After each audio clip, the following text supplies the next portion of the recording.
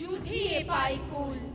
যেখানে ডাক পড়ে জীবন মরণ ঝড়ে, আমরা প্রস্তুত, আমরা চঞ্চল, আমরা অদ্ভুত।